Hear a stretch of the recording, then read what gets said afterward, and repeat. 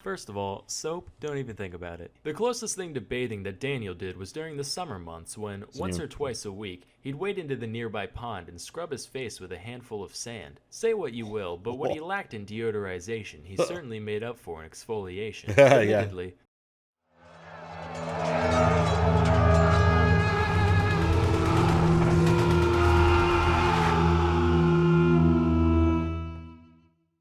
Hey YouTube, welcome back to another History Teacher Reacts video. Mr. Terry, as I continue my search for historical knowledge found here on YouTube.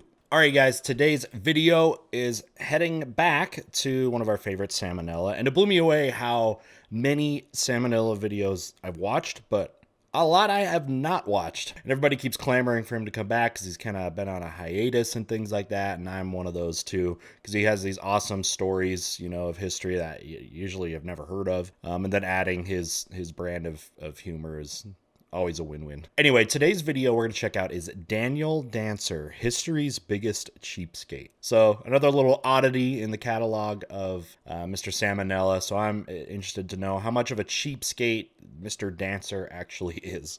All right, the original video link is down below, so make sure you support Sam, give him the like, view, subscribe, and all that stuff. And if you haven't subbed to my channel, I'd love to have you around. Click that sub button, give a thumbs up if you like the video, and hope to see you much more here in the future. All right, with that, let's go ahead and get started.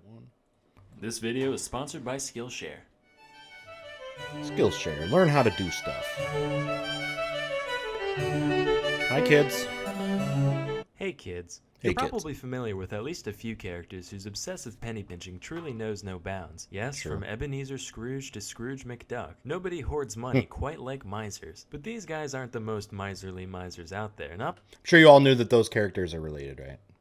by a long shot. First of all, look at their top hats, their extravagant use of glasses, their luxurious chairs. These things are worth their weight in precious shekels. No true miser would waste their wealth on such frills. Second of all, Yeah, right. these guys aren't real. They're fictional characters. Scrooge McDuck does not exist. I don't care what CNN says, it's all liberal conspiracy bullshit. I mean, look at this art. By the way, it reminded me, have you seen the Family Guy episode where Peter jumps into the vault of money? Because in DuckTales, Scrooge would jump in like off a diving board into his vault of money, then swim around, and then Peter does it, and he like breaks all his bones because it's metal, it's money, it's not liquid. Article by the Huffington Post. You mean to tell me that this picture Wait, bullshit? I don't want to miss this joke. I mean, look at this article by the Huffington Post. You mean to tell me that this picture isn't photoshopped?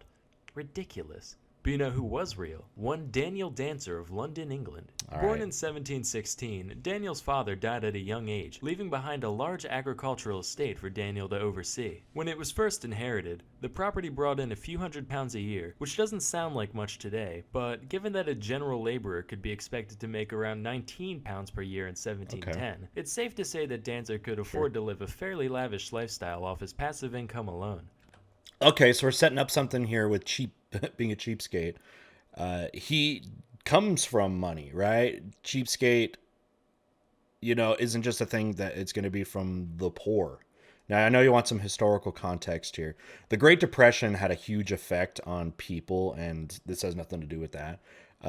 So, like my grandmother's generation grew up, and even like great grandma, it's really more great grandma, but great grandma or grandma grew up in a generation that had to learn how to pinch pennies, you know, because of the Great Depression. So for you guys, man, depending on how old you are, maybe if you felt like you had a grandparent or something, an older relative that was kind of cheap that way, it does have an effect that went a couple generations even after that, where you had especially people were pinching pennies because they had to learn how to manage resources because of the Great Depression. I know that was definitely an effect of like my grandmother and my great grandmother who saw that effect. But anyways, you don't have to necessarily be poor to be able to do that, because this type of behavior is also like a mental thing.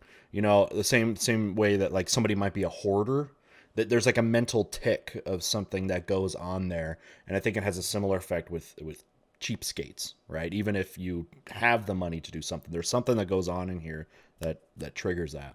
But Dan was like, you know, all this food and clothing and stuff is alright, but you know what I really like? Owning money. Say, how much does a pound cost? Well, that's a complicated question, Daniel. Can currency really be said to have intrinsic value? Nope. Some economists believe that. TLDR, please. They cost a pound. Jesus, that's a lot. It doesn't. I better start saving. Thus began one of the most intentionally frugal lifestyles history has ever seen. Let me walk you through a few of Dancer's day-to-day habits. All right. So they talked about money with intrinsic value. It doesn't. Money does not. Commodities do. And that's why, to be honest, through most of human history, bartering and trade for products has generally been the thing. And some economies that shifted, or some places that shifted to money economies, what you usually find is they have a difficulty getting the trust of people to use that. Because it's very simple to be like, all right, you're wheat for our goats. You can consume these things. They have an intrinsic value to them. A similar thing happened too when there was a shift from like metal coinage to paper money. In a lot of places, they didn't trust that. And a lot of those, like you have that, like in ancient China had a problem with that, where they tried to switch that because they were using like metal coins. But at certain times, like in Chinese history, they wanted to use that metal for other things. They wanted it for, to use for whether it's building materials, weapons, whatever. But so shifting to a paper economy, which, could use something more replaceable, like with paper.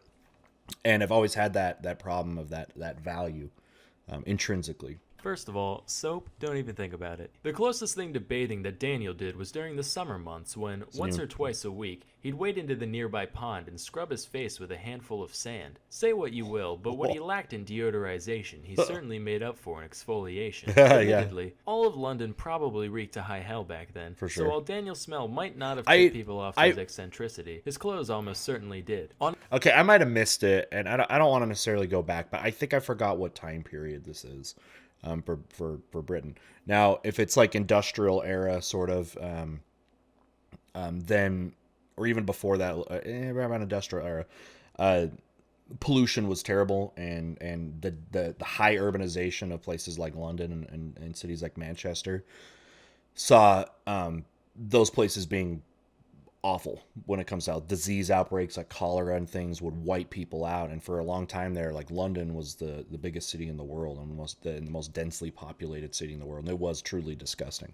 On a good day, he'd be seen in one of his coats, which were homemade patchwork abominations of various garments that Dancer found on the streets and local dust heaps, looking That's like swag. a walking dementia patient sewing circle. Similarly, all his shoes were either scavenged or Frankensteined out of other pairs of shoes he already owned, with the whole ensemble being barely held together with haphazardly tied bands made of the hay grown on his estate. That's in drip. fact, a lot of the time, he'd ditch normal clothes altogether and just wear the hay. To his credit, in his youth, Daniel was known to purchase a whole 2 shirts per year as his clothing expense. But one day he looked in the mirror and said, "Daniel, you're bleeding funds like a stuck pig. It's time to grow up and get your act together." And cut his budget to only 1 shirt per year. One of the few people that Daniel associated with regularly was his sister, whom he lived with. Believe it or not, she shared in a lot of Daniel's tight-fisted habits, and it definitely showed. She was described as, quote, having more the appearance of a walking dunghill than one of the fair sex. Couldn't have said it better myself, honestly. Dancer prepared all of his food for the upcoming week ahead of time, consisting of only 14 hard dumplings and 3 pounds of beef stretched out over the entire 7-day period. Every day, he'd eat only a single meal that was basically equivalent to 2 wads of dried out dough and 1.5 quarter-pounder patties from McDonald's. He kept this habit up for years without fail, except for one time when he stumbled upon a fully intact, rotting sheep carcass during his daily stroll. He was like, "Good Lord, this is just obscene. Who would leave a perfectly good pile of arguably don't do it, edible Daniel. meat and organs just sitting around like this?" So he dragged the thing home and made him and his sister a nice big pile of spoiled mutton pies, which they subsisted off of for several weeks. That's a real life hack right there. Who needs refrigeration if it's already rancid, am I right? Now, sometimes, and some of you may know this too, there are like cheapskates, people that are only cheapskates in certain things. You know what I mean? Like, for example, they have some people that might be cheap in a lot of things, but like food, like the opposite of this guy might be like, they'll binge on food, but they won't buy clothing. Or they'll buy tons of clothing or something like that and not buy, a lot of food. Or some people get a high of like, and I bet I guarantee you know somebody, and maybe if you're them, but someone in your family that is one of those bargain hunters that will drive extra far for somewhere that might be a little cheaper than somewhere right near you. But getting to the point where, like, you're going to spend more in gas, and you obviously don't value your time, that's spent doing that. But for the sake of getting the deal, that, like, triggers, I don't know, dopamine or something, where it's like, it makes you feel good for that. But that. I don't feel I've ever been that way, though. I value time more than money, I think, in most ways. Daniel's rabid fear of any unnecessary spending, he did own a dog named Bob that he was quite fond of. At this point, I'm almost certain that Dancer just decided to base his entire life off of Linoleum by NoFX. Oh, NoFX, great band. Get some punk going here. I don't know if he's going to go too quick. I want to make sure we got the lyrics. Possessions never meant anything to me. I'm not crazy because I got none. Well, that's not true. I've got a bed and a guitar and a dog named Bob who pisses on my floor.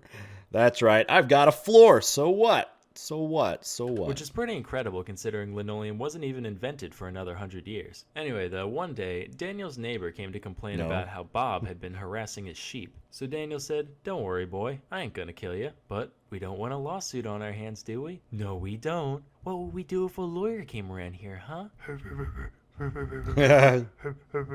"That's right, and make his children watch, yeah." So he decided to take the dog to the local farrier, which is basically a blacksmith that specializes in horseshoes and the like. "Hey, could you make my dog, like, not have teeth anymore?" What kind of business you think I'm running here, boy?" "Come on, man, you file down horses' hooves for a living. Teeth are just tiny mouth hooves." "That's close." "Sorry, buddy, but close only counts in horseshoes and hand grenades." Well, got me there. Say, what's a hand grenade? None of my sources say what happened to the dog after his untimely nubbening, but I do know Dan never got sued, so I guess the operation was a success. Daniel's sister passed away. I'm gonna 07 for that dog right there.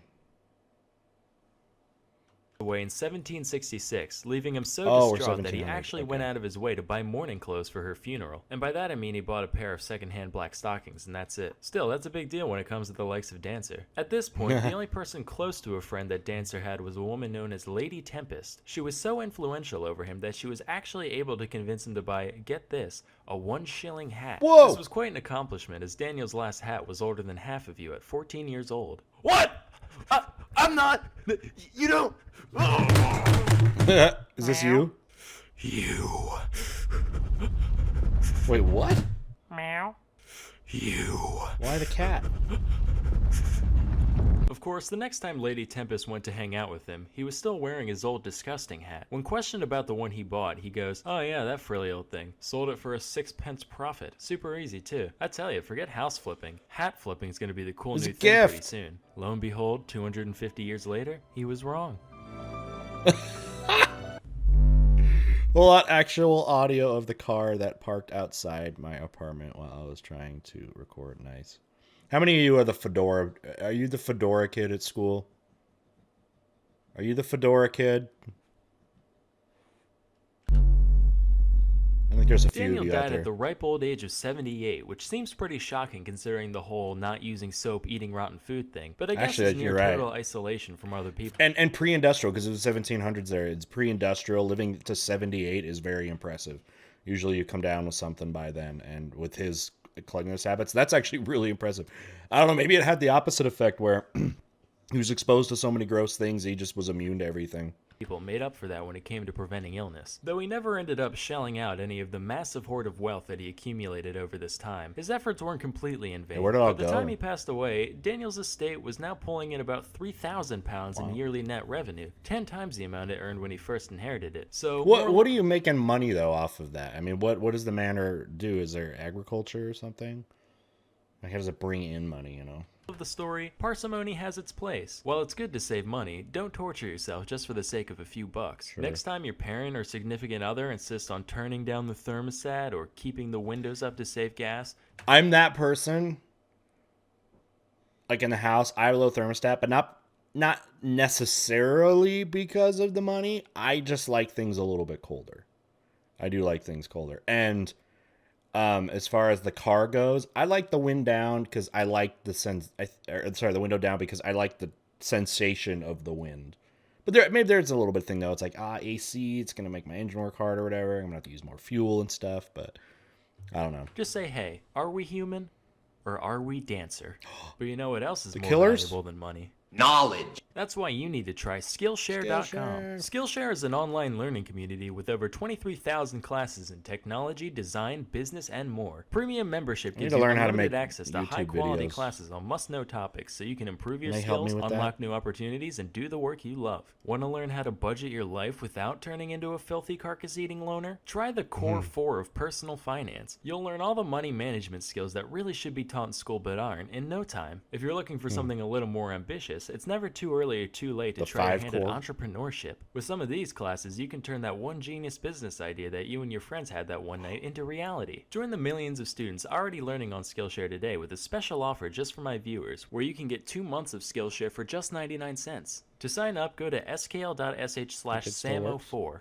Again, you with the eyebrows, go to skl.sh/sam04 to get 2 months of unlimited access to over 23,000 classes for less than $1 technically. Act now for this special offer and start learning today. Till next time, I'm Sam Manella, and thank you for watching. All right, let's talk about Mr. Dancer. All right, so Mr. Dancer was definitely a pretty cheap dude. Do you know anybody close to that, of that level of cheapskate-ness? And then, were they somebody that came through wealth or not? Because, again, that's not interesting. I think there's, like, being a cheapskate by necessity, and then there's being a cheapskate by just, it's how your brain is. You know what I mean? If you're a poorer person, it's like you have these options anyways. Yeah, you need to wear the 14-year-old hat and buy a shirt once a year. But to be a cheapskate, I think you got to be somebody that is doing it more than you would need to. Or, you know, I think another way, in a way, you'd have to be considered a cheapskate is if you're doing all these things to save money, but you don't use that money for other things. You know what I mean? Like, okay, I'm going to keep my thermostat down to save money so I can use that to do this other thing or invest in something, right? That's just being good at managing your money, right? But yeah, doing it just for the sake of doing it, that's where you get that mental thing. All right, another great story, though, from Sam. Glad to hear it. There's plenty of other Sam and L videos I know I haven't watched, and you can recommend those in YouTube comments. Better yet, come over to our Discord server, or even better yet, if you want to have a little more influence, join our Patreon. There's some benefits you can get over in Discord, but also I put up weekly polls for videos that people want to see, and you can get some influence that way. Anyways, you can check that out if you want. There's a link down below. But again, check the links down below. Link to this original video. Make sure you get there, to the Discord. Teespring if you're looking for some fun history merch. Links to my gaming channels, so you can check me out there. A lot of stuff. But anyway, thank you for being here. Hopefully you learned something, and you'll be back for more soon. All right, we'll see you next time. Bye.